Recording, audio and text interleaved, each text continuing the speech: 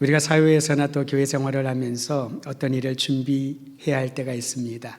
사역을 준비하고 행사를 준비할 때가 있지요. 근데 이 준비하는 시간이 상당히 오랜 시간 소요됩니다. 예를 들어서 수련회 하나 준비한다 하더라도 하루 만에 1시간 만에 준비할 수 있는 건 아니지요. 몇 달을 준비하기도 하고 또 준비하는 것 가운데 생각나는 모든 리스트를 만들어서 다 준비를 하게 됩니다. 저는 20대 중후반에 찬양 집회를 준비하는 그 일을 오랫동안 감당을 했거든요. 6년 정도 한국 그리고 해외에서의 집회를 준비를 하는데 만약에 그 하나 준비하는데 2-3달 그 이상을 준비하고 에너지를 다 소모해 버렸다면은 그렇게 할 수가 없었겠지요. 하면서 많은 것들을 배우게 됩니다. 근데 지금도 생각해 보면은 만약에 다시 한번 그 일을 하라고 한다면 또 우리 20대 30대에게 그 일을 하라고 제가 챌린지를 한다면, 도전을 한다면은 이들이 할 수 있을까? 예를 들어서 집회를 준비하려면은 현지에 준비하는 팀들을 구성해야 되고요. 또 그들과 소통을 하면서 홍보 방법도, 요즘은 홍보 방법이 많지만 그때는 포스터, 현수막, 현판, 육개에 붙이는 걸 현판이라고 합니다. 그런 것들로 홍보할 수밖에 없거든요. 교회를 방문하면서 집회에 대한 설명을 하고 일단 사람들이 와야 되니까 그걸로 되지가 않지요. 제가 대전에서도 충무체육관 집회를 준비한 적이 있었어요. 그때는 주바라기 선교단이라는 팀과 같이 연합을 해서 준비를 했는데 재정도 준비해야 되고요. 체육관 대여도 해야 되고요. 또 무대, 음량, 때로는 의자까지도 다 서울에서 가지고 와서 무대를 짜려면은 아시바라고 일본 말입니다만은 그런 거를 만들어서 무대를 만들고 그런 준비를 해갑니다. 굉장히 오랜 시간 재정과 인적인 자원들이 투자되어야 되는데 만약에 그 일을 계속 그것만 한다면은 너무 지치고 힘들었을 거예요.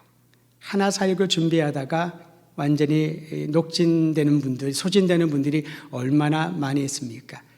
교회도 보면요, 예배를 드리고 신앙생활을 하고 그런 자체는 어려움을 느끼지 못해요. 그런데 어느 정도 신앙생활을 하다가 책임이 주어지고 일을 준비하다가 소위 말하는 준비위원회, 굉장히 몸과 마음이 힘들어서 지쳐버리는 경우들이 많이 있습니다.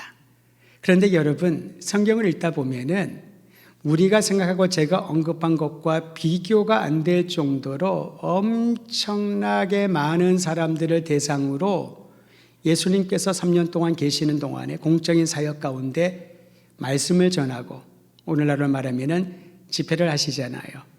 우리가 생각했던 것처럼 이 많은 것들을 준비해야 된다면은 얼마나 부담이 되고 힘들었을까요? 그 일을 준비하다가 얼마나 많은 사람들이 떨어져 나가고 상처를 입었다, 난 지쳤다, 그렇게 생각을 했을까요? 근데 예수님께서는요, 그러한 것들을 준비하는데 인적인 자원과 재정을 투자하지 않았습니다. 예수님의 전하는 하나님 나라 말씀을 잘 전달하기 위하여 좋은 장소를 대여를 하거나 그 집회가 잘 이루어질 수 있도록 많은 인적 네트워킹을 통하여 사람들을 동원하지 않았다라는 겁니다. 오늘 본문 말씀은 게다가 예수님의 제자들이 모여 있지 않은 상태, 아직 예수님의 제자단이라고 하는 12명을 부르기 직전에 예수님의 초기 사역에 일어났던 일을 기록하고 있습니다. 어느 날 예수님께서 게네사렛 호수로 가셨다라고 합니다. 이 게네사렛 호수는 누가가 사용한 단어이고요. 여러분에게 익숙한 단어는 갈릴리 호수 또는 디베랴 호수, 디베랴 바다, 호수 또는 바다라고 표현을 하는데 같은 장소를 말하고 있습니다. 즉 갈릴리 호수, 누가에 기록된 게네사렛 호수로 예수님이 가셨을 때 무리가 하나님의 말씀을 예수님께 들으려고 모여들었다라고 시작을 하고 있습니다. 하나님의 말씀을 들으려고 무리들이 모여들었는데 여기서 무리라고 하는 단어는 어떤 사람들을 말하냐면은 일반적으로 전혀 알지 못하고 조직화되지 않은 군중들을 무리, 오클로스라고 하는 단어를 사용합니다. 여러분, 우리는 서로 잘 알고 있지 않습니까? 예를 들어서 우리 교회 자체만의 어떤 모임을 밖에서 한다고 할 때 마을별로 이 차를 타십시오. 마을별로 이 자리에 앉으십시오. 1목장은 2목장은 어디 앉으십시오. 어떤 행사에 참여하십시오. 라고 말하면은 우리는 서로를 알고 조직이 되어 있기 때문에 이동을 하고 모임을 하는데 그리 힘들지는 않을 겁니다. 그래도 헷갈려하는 분이 있어요.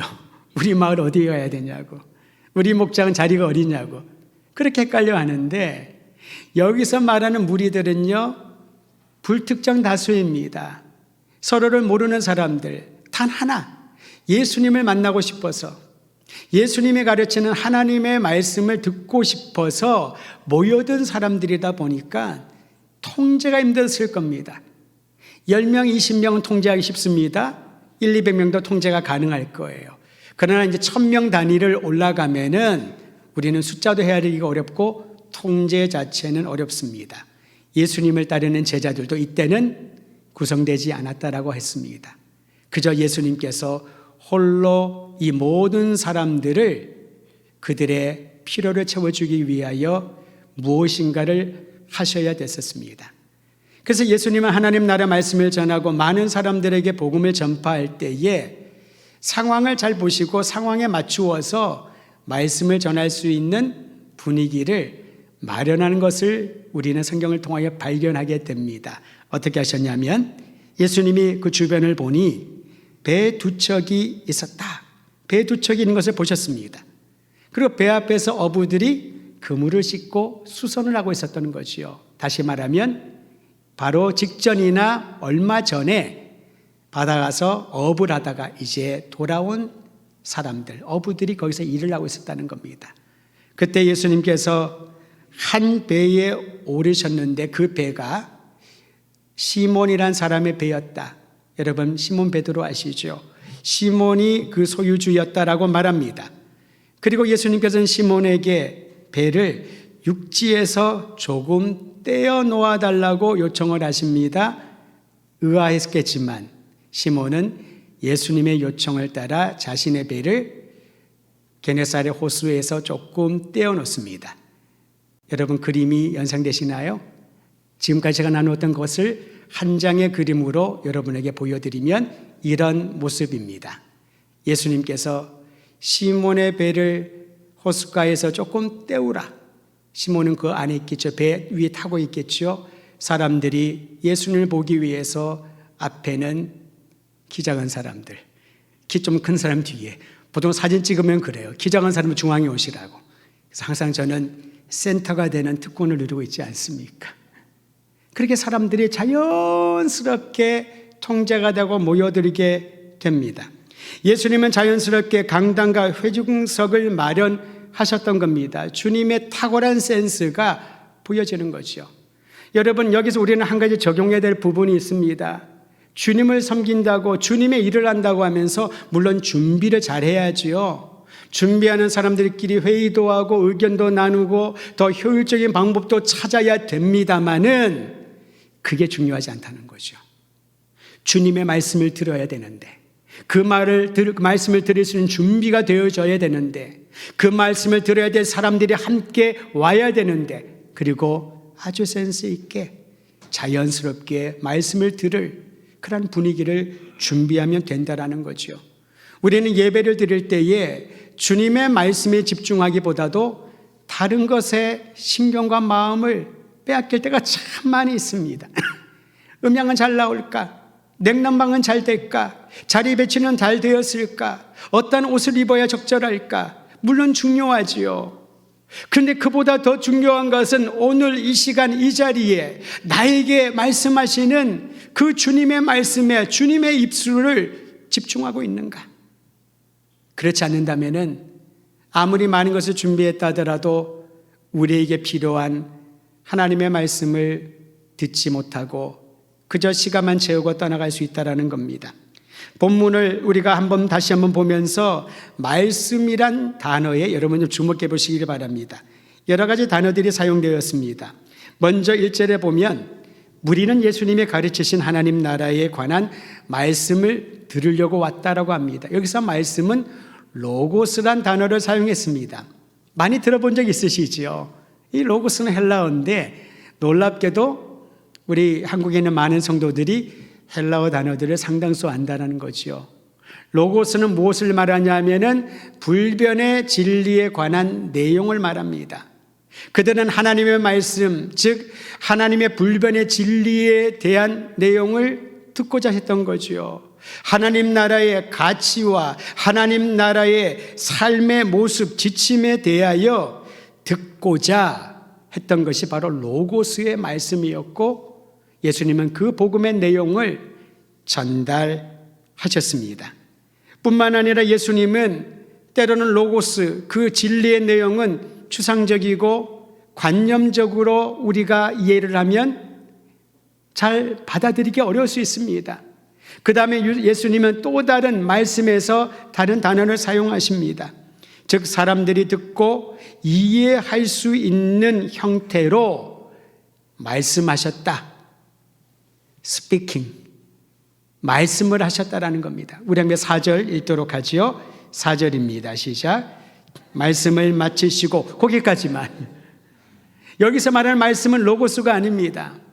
사람들이 하나님의 로고스, 진리의 로고스를 듣고자 왔을 때 주님은 그 로고스, 하나님 나라의 복음의 내용을 가르치시되 어떻게 말씀을 하셨냐면은 사람들이 듣고 이해할 수 있는 말로 예수님은 말씀하셨다라는 거죠.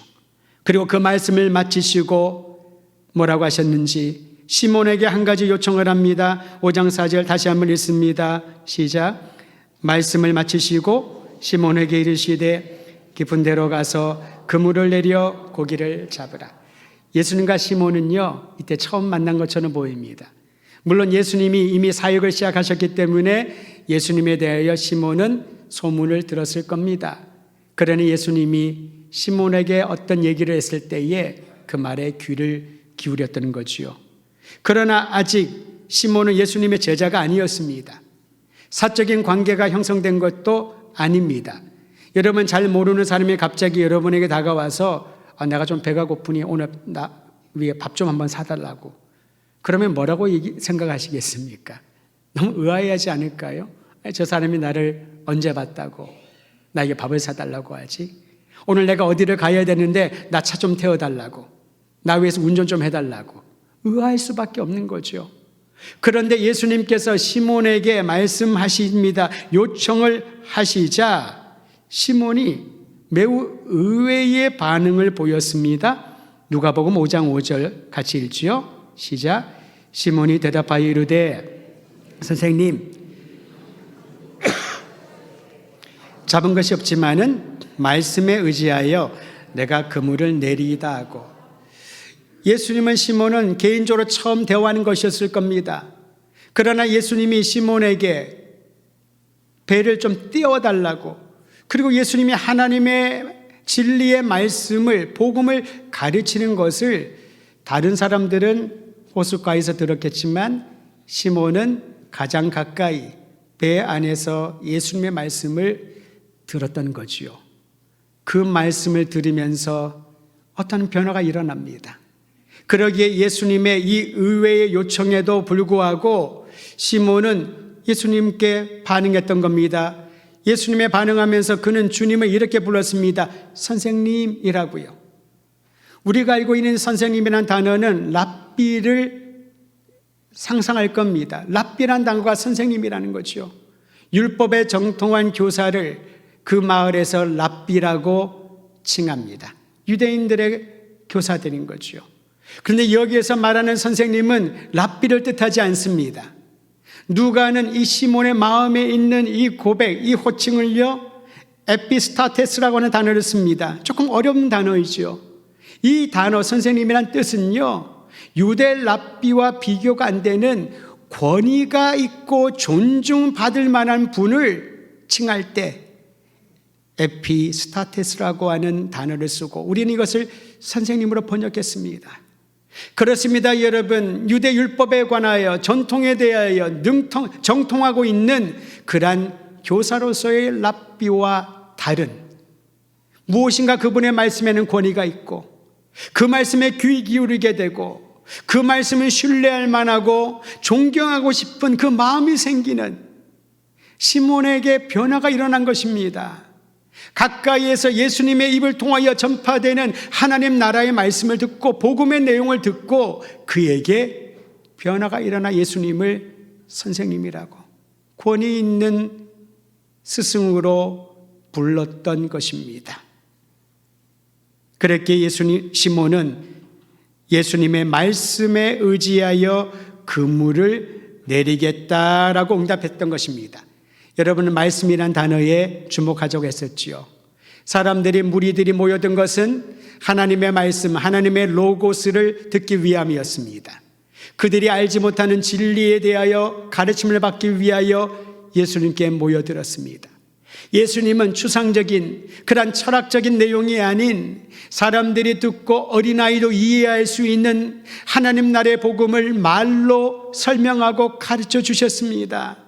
그런데 그 말로 전달된 하나님의 진리의 말씀을 시몬이 듣게 되자 그에게는 어떠한 말씀으로 다가왔냐 하면 말씀에 의지한 대로 이 말씀은요 또 다른 단어를 사용합니다. 레마라고 하는 말씀을 사용합니다. 레마라고 하는 이 단어는요 들려지는 말씀을 말합니다. 내가 진리를 탐구하기 위하여 연구하고 책을 읽고 비교하고 분석한 그런 말씀이 아니라는 거지요. 내 귀에 들려서 내 마음에 들려서 내 삶에 스며들어온 말씀을 레마라고 말합니다. 그렇게 시몬이 내가 주님의 말씀, 즉 당신의 입을 통하여 전달된 진리가 이제는 내 마음을 감동하고 감화시키고 내 마음을 움직였기에 주님의 그 말씀에 의지하여 내가 그물을 내리겠나이다. 이러한 변화가 일어난 것입니다. 사실 예수님은 목수 출신이셨잖아요. 집을 짓고 나무를 가지고 무엇을 만드는 데는 예수님을 따를 사람이 없었을 겁니다. 반면에 시몬은 어부였습니다. 그런데 여러분 본인의 전문 분야인데 아예 상관없는 사람이 이런저런 일을 하라 그러면은 그 말을 듣고 무척 거북할 수 있을 것입니다. 저는 신앙을 전공을 했잖아요. 오랫동안 목회 훈련을 하고 목회 사역을 하면서 지금까지 왔고 지금도 훈련 중에 있습니다만은 만약에 신학교 근처도 안 간 사람이 신앙에 대하여 논한다면은 제가 그 말을 듣기는 듣겠지만은 크게 편안하진 않을 겁니다. 뭘 안다고 그런 생각 듣지 않을까요? 자기의 전문 분야를 알지 못하는 문외한이 건드리기 시작을 하면은 우리의 반응은 듣고 싶지 않았을 겁니다. 그런데 레마의 말씀이 되자 내 마음을 움직이고 내 눈을 뜨게 하고 내 인생에 새로운 감동과 움직임이 있게 하는 레마의 말씀이 되자 순종이라고 하는 행동이 따르게 되는 것입니다. 로고스가 진리의 내용이라면 레마는 마음을 울리고 우리에게 불가능해 보이는 것까지 행동하게 하는 새로운 일을 이루게 하심을 믿으시기를 바랍니다. 그럼 오늘 예배를 드리면서 하나님의 불변의 진리의 말씀을 사람의 언어로 대언할 때 그것이 성령의 감동과 감화를 통하여 여러분의 마음에 삶에 스며들기 시작해야 인생의 총체적인 변화가 일어날 줄 믿으시기를 바랍니다. 아무리 설교를 듣고 아무리 성경을 읽고 아무리 많은 신학적인 지식을 축적한다 하더라도 그것이 나의 내면을 변화시키는 레마의 말씀이 되지 않는다면 아무 일도 일어나지 않을 것입니다. 진리의 말씀을 들어도 깨닫지 못하고 믿지 못하는 경우가 그러합니다. 저는 오늘 이 아침에 우리의 남은 생애가 주님의 말씀을 듣는 대로 그 말씀이 내 삶 깊은 곳으로 스며들어 영의 양식이요 내 인생의 양식이 되는 축복이 있기를 간절히 소망합니다.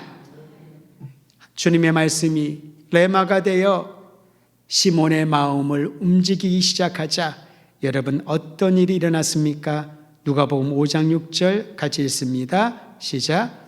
그렇게 하니 고기를 잡은 것이 그물이 찢어니 시몬이 주님의 말씀대로 행했더니 기적이 일어납니다. 좀 전에 얘기했었잖아요. 밤이 새도록 이 두 척의 동료들이 그물에 몇 번을 던졌을까요? 한두 번 던지고 말았을까요? 밤새도록 던졌으니 최소한 수십 번에서 100번 이상을 던졌을 거예요. 그냥 개인 낚시가 아닙니다. 그물입니다.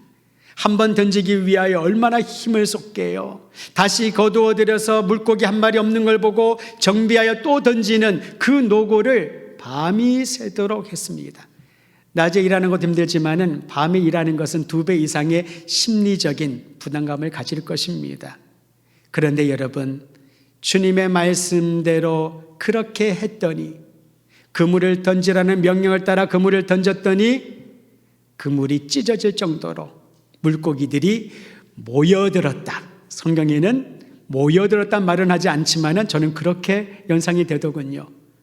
물고기를 잡으려면 포인트를 잘 찾아가야 되잖아요. 그런데 밤새도록 이 전문가들이 얼마나 많은 포인트, 그 게네사렛 호수, 갈릴리 호수 익숙한 곳이잖아요. 잘 알고 있을 겁니다. 어디를 던지면 물고기가 많이 모여드는지, 어느 시간에 던져야 물고기들을 잡을 수 있을지 한마디로 못 잡았습니다. 그런데 어부간이었던 예수님의 말씀, 그 명령에 순종하여 던졌더니 물고기들이 마치 기다렸다는 듯이 그물 속으로 빨려들기 시작하는 거죠. 이게 기적인 줄 믿으시기를 바랍니다. 주님이 말씀하시고 그 말씀에 순종하며 말씀대로 행했을 때에 우리가 상상하지 못하는 주님이 운행하시는 놀라운 기적이 여러분과 저의 인생 앞에 펼쳐지기를 기대하며 나아가시기를 바랍니다. 기적을 보면 사람은 충격을 받습니다. 시몬이 그랬고 그의 동업자였던 야고보와 요한도 충격을 받고 놀랬다라고 합니다. 이 놀람과 두려움의 감정이 섞여 있을 때에 예수님께서 시몬에게 명하시고 그 명하시는 말씀을 주변에 있는 사람들이 듣게 됩니다. 뭐라고 말씀하셨냐고 하면 누가복음 5장 10절입니다. 10절도 같이 읽지요. 시작.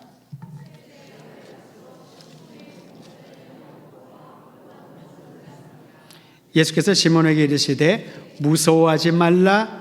이제부로는 내가 사람을 취하리라. 기적을 보면 사람들은 감정이 움직이기 시작을 합니다.